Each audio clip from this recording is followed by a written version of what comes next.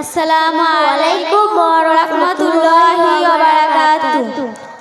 চলো আরিফা, খেলা করতে যাব। না বোন, এখন আমি নামাজ পড়তে যাব। নামাজের টাইম এখন অনেক আছে, চলো খেলা করতে যাই। না রাহিনা বোন, আজান দিয়ে দিচ্ছে, আমাকে এখন নামাজ পড়তে যেতে হবে।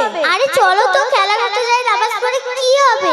আস্তাগফিরুল্লাহ, তুমি জানো না মহান রব্বুল আলামিন কোরআন শরীফের মধ্যে বলেছেন, ইন্নাস সালাতা কানাত আলাল মুমিনিনা কিতাবাম মাওকুতা। এর অর্থ হলো নিশ্চয় নামাজ মুসলমানদের উপরে নির্দিষ্ট সময়ে ফরজ করা হয়েছে। আরে চলো তো খেলা করতে যাই, নামাজ পড়ে কি এমন ক্ষতি হবে? নামাজ না পড়লে জাহান্নামে যেতে পারে। নামাজ না পড়ে এর শাস্তি কি তুমি জানো? না, জানি না। তাহলে শোনো, রাসূল সাল্লাল্লাহু আলাইহি ওয়াসাল্লাম বলেছেন, এক ওয়াক্ত নামাজ না পড়লে 2,80,000 বছর জাহান্নামে থাকতে হবে। আরে আমাকে এত হাদিস শুনতে আসিস না, যখন হবে তখন দেখা যাবে, এখন খেলা করতে চলো। আচ্ছা রাহিনা বোন, তুমি না সেদিন ডাক্তারখানায় গিয়েছিলে কি জন্য? আমার হাত পুড়ে গিয়েছিল বলে সেই জন্য আমি ডাক্তারখানায় গিয়েছিলাম। দেখো রাহিনা বোন, সামান্য দুনিয়ার আগুন তুমি সহ্য করতে পারোনি, তাহলে জাহান্নামের আগুন কিভাবে সহ্য করবে? কেন? জাহান্নামের আগুন কেমন? সেটা তো দুনিয়ার আগুনের মতো। না রাহিনা বোন, জাহান্নামের আগুন আর দুনিয়ার আগুনের 70 ভাগের 1 ভাগ। তাহলে জাহান্নামের আগুন এতটা ভয়ঙ্কর, একবার চিন্তা করো। তাই? আমি তো জানতাম না। আচ্ছা রাহিনা বোন, তোমার ধর্ম কি? কেন? আমি তো মুসলমান। রাসূল সাল্লাল্লাহু আলাইহি ওয়াসাল্লাম বলেছেন, বাইনাল ঈমানি ওয়াল কুফরি তারকুস সালাহ। এর অর্থ হলো ঈমান এবং কুফরির মাঝে পার্থক্য হলো নামাজ ছেড়ে দেওয়া। অর্থাৎ যে নামাজ ছেড়ে দেবে সে বেঈমান হয়ে যাবে। কি বলছো তুমি? আমি নামাজ ছাড়লাম বলে আমি বেঈমান হয়ে গেলাম? হ্যাঁ রাহিনা বোন, রাসূলের হাদিস সেটাই প্রমাণ করে। আমার ভুল হচ্ছে আরিফা বোন, আমি কখনো নামাজ কাজা করব না। আমি কাল থেকে তোমার সাথে নামাজ পড়বো ইনশাআল্লাহ। কাল যদি তুমি বেঁচে না থাকো তখন? সেটা কি বলতে চাইছো তুমি? আমি বলতে চাইছি কাল নয়, আজ থেকে নামাজ পড়বে। ঠিক আছে আরিফা বোন, আমি আজ থেকে নামাজ পড়বো ইনশাআল্লাহ। আচ্ছা রাহিনা বোন, তুমি নামাজ পড়বে, তাহলে সূরা ইখলাসটা বলো। সেটা কি? আমি তো জানি না, আমি শুধু জানি সূরা ফাতিহাটা জানি। ঠিক আছে রাহিনা বোন, তুমি পড়ে শিখে নেবে আমার কাছ থেকে। এখন চলো নামাজ পড়ি। হ্যাঁ আরিফা বোন, চলো। আসসালামু আলাইকুম ওয়া রাহমাতুল্লাহি ওয়া বারাকাতুহু। আমরা একটি মোকালেমা পরিবেশন করছি। মোকালেমাটির নাম ইসলাম ও বিজ্ঞান। কোথায় যাচ্ছ আপা? আমি মাদ্রাসায় যাচ্ছি। আপা, এই আধুনিক বিজ্ঞানের যুগে এখনো মাদ্রাসা নিয়ে পড়ে আছো? বোন, তুমি একটা হাস্যকর কথা শোনালে, এতে হাসির কি আছে আপা? অ্যাকচুয়াল ইসলাম থেকে দূরে থাকার কারণে বিজ্ঞানের আসল রহস্যটি বুঝলে না, তাই হাসি পাচ্ছে। বিজ্ঞানের রহস্য বলতে? জি, এ সম্পর্কে বলতে গেলে সর্বপ্রথম পবিত্র কোরআন সম্পর্কে জানতে হবে। আপা, আমি খুবই আগ্রহী, আমাকে কিছু শোনাও না। তবে শোনো, পবিত্র কোরআনের শুরুতেই মহান আল্লাহ জানিয়েছেন, যালিকাল কিতাবু লা রাইবা ফি। এই কিতাবে কোনো সন্দেহ নেই। এটা বলে কি বোঝাতে চাইছো? আমি বোঝাতে চাইছি যে আজ থেকে 1400 বছর আগে পবিত্র কোরআনের মাধ্যমে বিশ্ববাসীকে বিজ্ঞানের যে সুস্পষ্ট ধারণা দিয়েছে, আধুনিক বিজ্ঞান তার ধারে কাছে পৌঁছানো তো দূরের কথা, এখনো যন্ত্রই আবিষ্কার করতে পারিনি। কি বলছো আপা? এখন টেকনোলজি অনেক ফাস্ট, পৃথিবী এখন হাতের মুঠোয়। ওটা তোমার মনে হতে পারে, কিন্তু পবিত্র কোরআনের সূক্ষ্ম সমাধান থেকে আধুনিক বিজ্ঞান এখনো অনেক পিছিয়ে। শুধু তাই নয়, এখনো অনেক বিষয়ে আধুনিক বিজ্ঞান আমাদের ভুল বার্তাই দিয়ে এসেছে। আপা, বিজ্ঞান এখনো অনেক কিছুই আবিষ্কার করেছে, যেমন পৃথিবীর মধ্যাকর্ষণ শক্তি। হ্যাঁ বোন, আধুনিক বিজ্ঞানীরা বলেন যে পৃথিবীর আকর্ষণ শক্তি আছে, কিন্তু এটা পুরোপুরি ভ্রান্ত। আসলে মাটি কিংবা ভারী জিনিস নিজের কেন্দ্রস্থলের দিকে ধাবিত হয়। তুমি এর কোনো যুক্তি দেখাতে পারবে? হ্যাঁ অবশ্যই অনেক দেয়া যাবে। দেখো, যদি পৃথিবীর আকর্ষণ শক্তি থাকতো, তাহলে নদীর এক পাশের বালি ধসে অন্য পাশে গিয়ে দ্বীপে পরিণত হতো না, নদীতে জোয়ার ভাটা হতো না, পৃথিবী সব ধরে রাখতো। ঠিক আছে আপা, তুমি এটা মানবে তো যে আসমান বলে কিছুই নেই? একদমই না। তুমি এই কথাটা কিসের ভিত্তিতে বলছো? আমি জানি বিজ্ঞানীরা বলেছেন পৃথিবী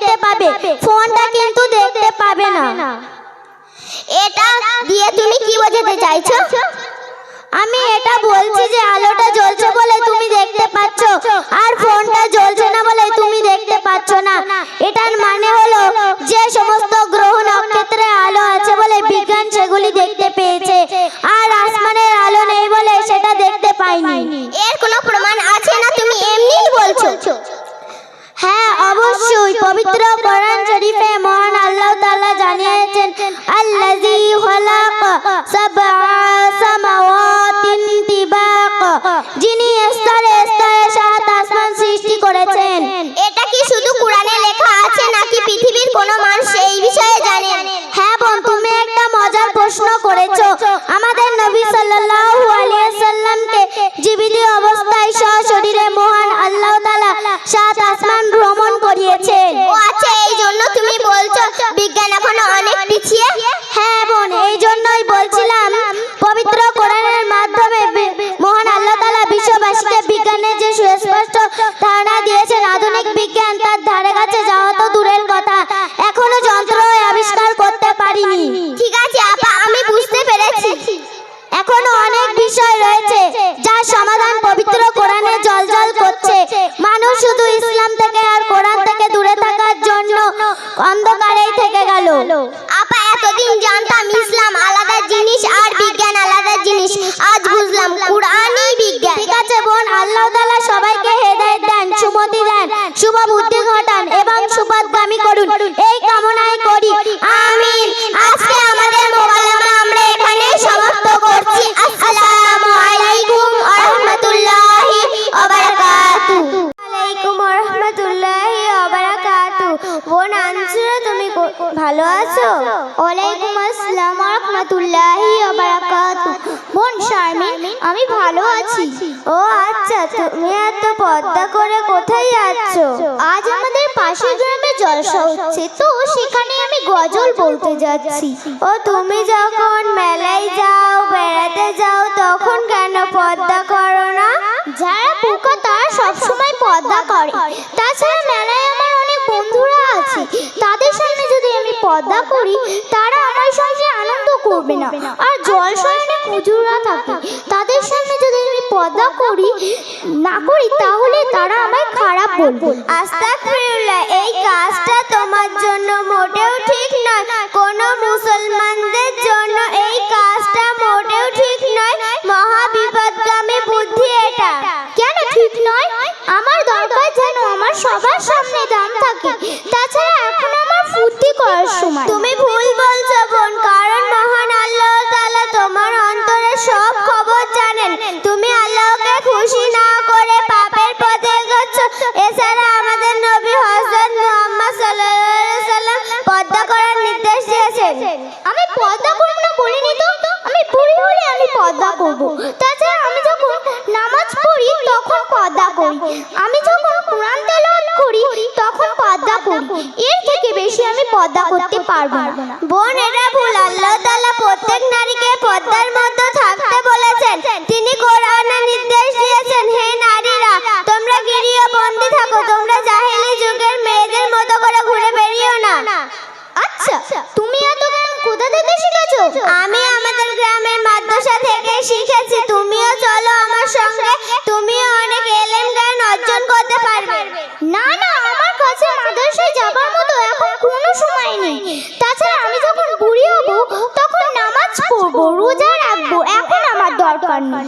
বোন, তুমি বলছো আমি বুড়ি হলে পর্দা করব, কিন্তু মহান আল্লাহ তাআলা যৌবনের ইবাদতটা বেশি পছন্দ করেন, তাই তিনি যৌবনের হিসাবটা আগে নেবেন। এছাড়া আমাদের নবী হযরত মুহাম্মদ সাল্লাল্লাহু আলাইহি সাল্লাম বলেছেন, তুমি যেটুকু ইলম জ্ঞান অর্জন করেছো সেটুকু সকলের মধ্যে পৌঁছে দাও, তুমি একা জান্নাতে যেতে পারবে না। আচ্ছা, তুমি কি বলতে চাচ্ছো? আমি আমার দরকার ছাড়া বাইরে যেতে পারবো না। বোন, আমি তোমাকে একটা কথা বলছি, শোনো। আমি তোমাকে একটা দোকানে নিয়ে গিয়ে বললাম, তুমি বইমের ভিতর লজেন্স নেবে না বাইরের লজেন্স নেবে? কেন বইমের লজেন্সটা কিনবো? কেন?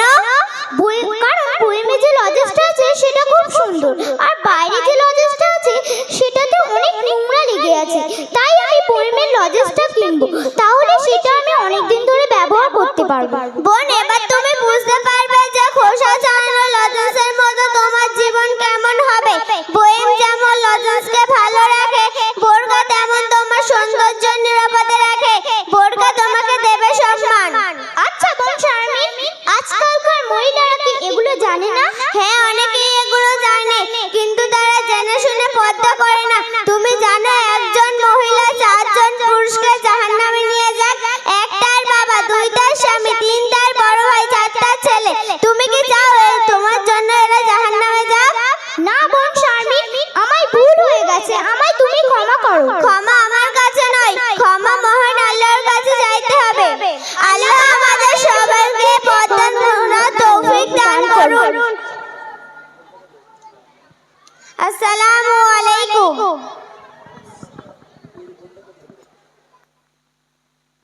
আজকে আমাদের মোকালামাটের বিষয় পর্দার গুরুত্ব। আসসালামু আলাইকুম বোন।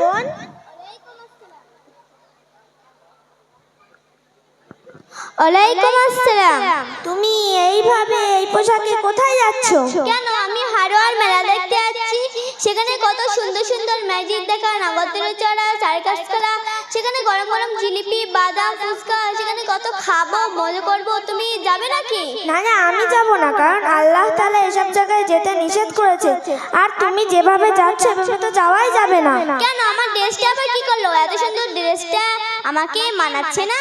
শোনো বোন, আমরা হলাম মুসলমান, আর প্রতিটি মুসলমানের কাজ আল্লাহর হুকুম মেনে চলা। নামাজ, রোজা, হজ যেমন ফরজ তেমন পর্দা করাও ফরজ। তাই আমাদের উচিত পর্দা করে চলা। আর মেলা দেখা বা সিনেমা দেখা বা কোনো খারাপ কাজ থেকে আল্লাহ আমাদের বিরত থাকতে বলেছে। তাই তোমার এই পোশাকে যাওয়াটা ঠিক হচ্ছে না। আরে দূর, রাখো তো তোমার পর্দা। আমি পর্দা করতে পারবো না, কারণ আমার এই ড্রেস পরে কত স্মার্ট দেখাচ্ছে। আর এখন মডার্ন যুগ, আর মডার্ন যুগে কেউ পর্দা করে নাকি? টাইট শার্ট ড্রেস না পরলে কি মানায়? তুমিই বলো। তুমি ভুল বুঝছো বোন, কারণ শুধু টাইট ফিট আর শর্ট ড্রেস পরলেই মডার্ন হওয়া যায় না। কারণ তুমি যদি পর্দা করে বাইরে বের হও তাহলে সবাই তোমাকে চাচি আম্মা, খালা আম্মা, বোন বলে সম্মান করবে। কিন্তু তুমি পর্দাহীনভাবে বাইরে গেলে খারাপ বা দুষ্টু ছেলেরা টিচ করার সুযোগ পেয়ে যায়।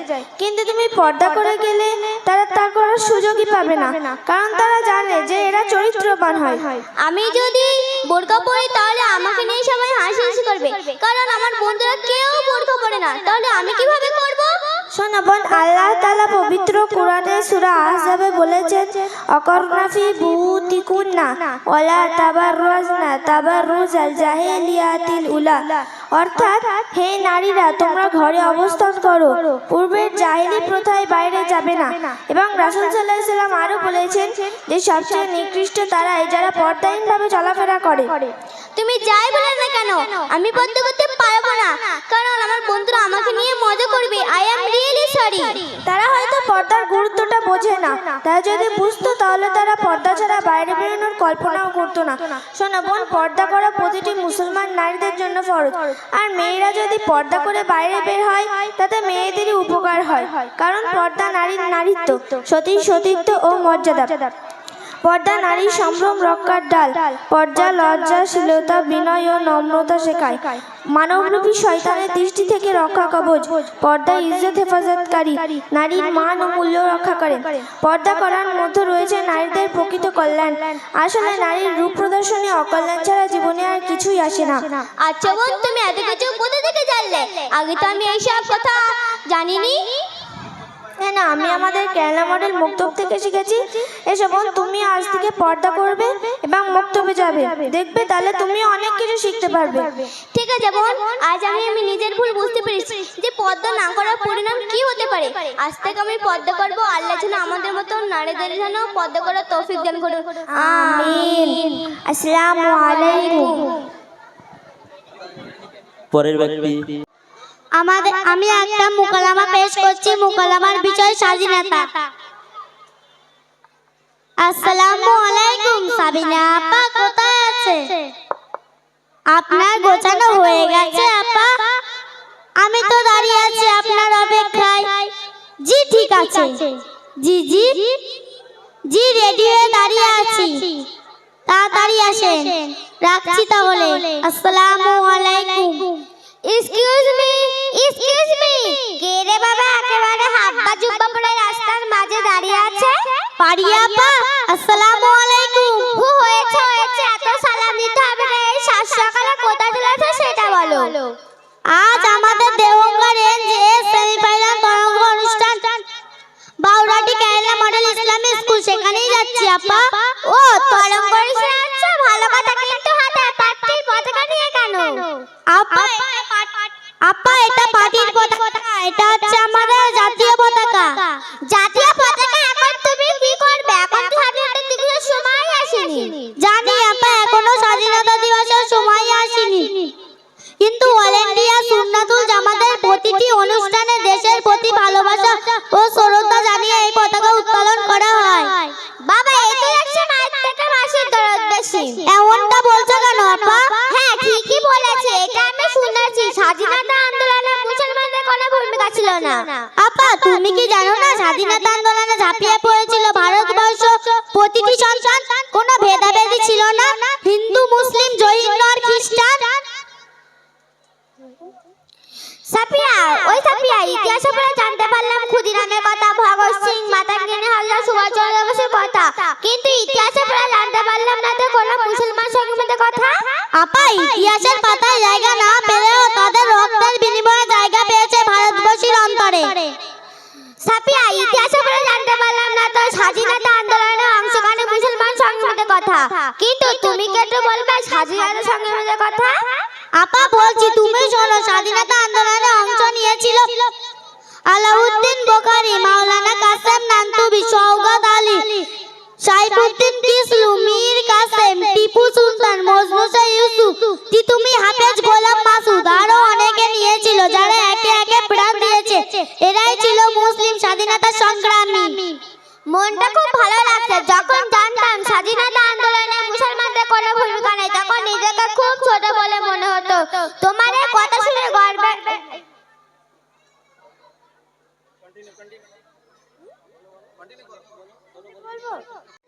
আসসালামু আলাইকুম ওয়া রাহমাতুল্লাহি ওয়া বারাকাতুহু। এই সকল দর্শক মণ্ডলকে আমার পক্ষ থেকে আন্তরিক শুভেচ্ছা অভিনন্দন ও ছোট ছোট ভাই বোনদের আমার স্নেহ ভালোবাসা জানিয়ে আমরা দুজনা মোকালামাটি শুরু করছি। আমাদের মোকালামাটির মূল বিষয়বস্তু হলো পর্দার গুরুত্ব।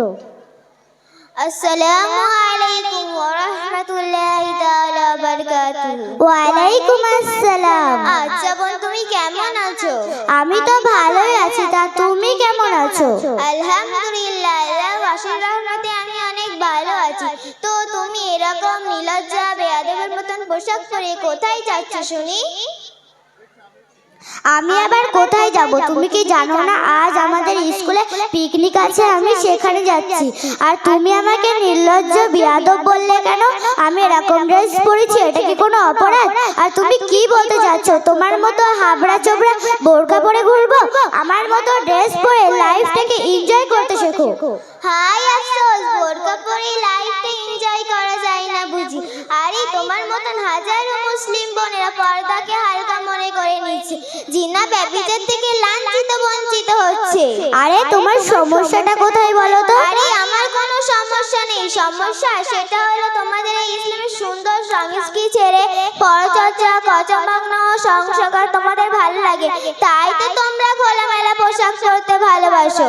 এই কখন থেকে শুনছি পর্দা পর্দা পর্দা। আরে পর্দার মানেটা কি বলো তো? আরে পর্দার মানেটা হলো আবরণ করা বা ঢেকে রাখা। আর এই পর্দা হলো ইসলামের একটি বিধান।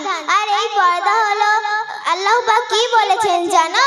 কি বলেছেন আবার? আল্লাহ পাক সূরা আহজাবের শুরুর দিকে বলেছেন, অকয়না ফি বুয়ুতিকুন্না ওয়ালা তাবাররাজনা তাবাররুজাল জাহিলিয়াতিল উলা। অর্থাৎ হে নারীরা, তোমরা তোমাদের ঘরে অবস্থান করো আর সেই জাহিলিয়া যুগের মতো নিজেদের রূপ সৌন্দর্য পরপুরুষের সামনে বেরিও না। একটা উদাহরণ হলো দুটো লজেস, একটা প্যাক করা আছে আর একটা খোলা আছে। তাহলে তুমি কোন লজেসটা নেবে? কেন, এটা আবার প্রশ্ন করার কি আছে? আমি প্যাক করা লজেসটাই নেব। তুমি খোলা লজেসটা নেবে না কেন? সেটা তো নোংরা হয়ে গিয়েছে। নোংরা হয়েছে তো কি হয়েছে? এটাও লজেস ওটাও লজেস। এরকমই পর্দাপলি এবং বেপর্দাপলি নারীরা ঠিক এরকমই হয়। তা যাই হোক, তোমার সাথে উল্টাপাল্টা তর্ক না করে এখন আমি চললাম। আমার পিকনিকে যেতে দেরি হয়ে যাচ্ছে। দাঁড়াও বোন, পিকনিকে না গিয়ে নামাজটা পড়ে নিলে হতো না? কি তুমি সব ফালতু বলছো? আমি এখন পিকনিকে না গিয়ে নামাজ পড়বো? আমি আল্লাহর রাসূল কিছুই বিশ্বাস করি না। আর নামাজ পড়বো? আমি নামাজ পড়ে কার কাছে মাথা নত করবো? বোন, তুমি যে বাতাসটা অনুভব করো, তুমি কি সেটা দেখতে পাও? খালি অনুভব করো, তাহলে সেটা তুমি বিশ্বাস করো কেন? আর তোমার যখন মাথা যন্ত্রণা হয়, তুমি কি ওটা দেখতে পাও? খালি অনুভব করো, তাহলে সেটা বিশ্বাস করো কেন? আল্লাহকে তো কোথাও দেখা যায় না, তাহলে বিশ্বাস করবো কি করে? আল্লাহ পাক কোরআনের মধ্যে বলেছেন, ইন্নাস সালাতা তানহা আনিল ফাহশাই মুনকার। নিশ্চয় নামাজ সমস্ত খারাপ কাজ থেকে বিরত রাখে। আর প্রিয় নবী সাল্লাল্লাহু আলাইহি ওয়াসাল্লাম বলেছেন, মিফতাহুল জান্নাতি ওয়াস সালাত। অর্থাৎ বেহেশতের চাবি নামাজ। বোন, তুমি ইসলাম সম্পর্কে অনেক কিছু জানো আর আমি আসলে কিছুই জানি না। আর তুমি এত কিছু কোথা থেকে শিখলে? বোন, তুমি কি জানো না আমাদের গ্রামে একটা সুন্দর কেরালা মডেল হয়েছে, সেখানে আমাদের হুজুররা এখানে শেখায়, তাই তুমি ওখানে ভর্তি হবে? হ্যাঁ, অবশ্যই সেখানে ভর্তি হব। তুমি কি কাল তোমাদের ওই স্কুলে মাদ্রাসায় আমাকে নিয়ে যাবে? হ্যাঁ, অবশ্যই। তাহলে আসি। আসসালামু আলাইকুম ওয়া রাহমাতুল্লাহি ওয়া বারাকাতুহু। একটি শিক্ষণীয় মুকালামা পেশ করছি যা ভবিষ্যৎ প্রজন্মের জন্য খুবই জরুরি। এক্ষেত্রে পিতামাতাকে সচেতন হওয়া দরকার। একজন পিতা ও মাতা তাদের সন্তানদের ভুল আর ঠিক শিক্ষার মধ্যে সঠিক পথ বেছে নিয়ে নিজেদের সন্তানদের সেই পথে পরিচালিত করে। আমরা আমাদের মুকালামা পেশ করছি। আসসালামু আলাইকুম ওয়া রাহমাতুল্লাহি ওয়া বারাকাতুহু। হানি কোথায় যাচ্ছেন? ওয়া আলাইকুম আসসালাম ওয়া রাহমাতুল্লাহি ওয়া বারাকাতুহু। আলহামদুলিল্লাহ, খুব ভালো আছি। হানি কোথায় যাচ্ছেন? আমি হাদিয়া ন্যাশনাল এডুকেশন পরিচালিত হাদিয়া মোরাল স্কুলে পড়তে যাচ্ছি। তুমি কোথায় পড়ো? আমার পড়তে ভালো লাগে না। আমি সব সময় মোবাইল ইউজ করি, ফেসবুক দেখি, হোয়াটসঅ্যাপ করি। আমার ফেসবুকে অনেক বন্ধু আছে, তাদের সাথে চ্যাট করি। আরে তুমি জানো না ফেসবুক, হোয়াটসঅ্যাপ, সোশ্যাল সাইট আমাদের করার কারণে বহু যুবক যুবতী পড়াশোনা ছেড়ে দিয়েছে। তাদের পড়াশোনা করতে ভালো লাগে না, তারা সব সময় টেনশন ডিপ্রেশনে থাকে।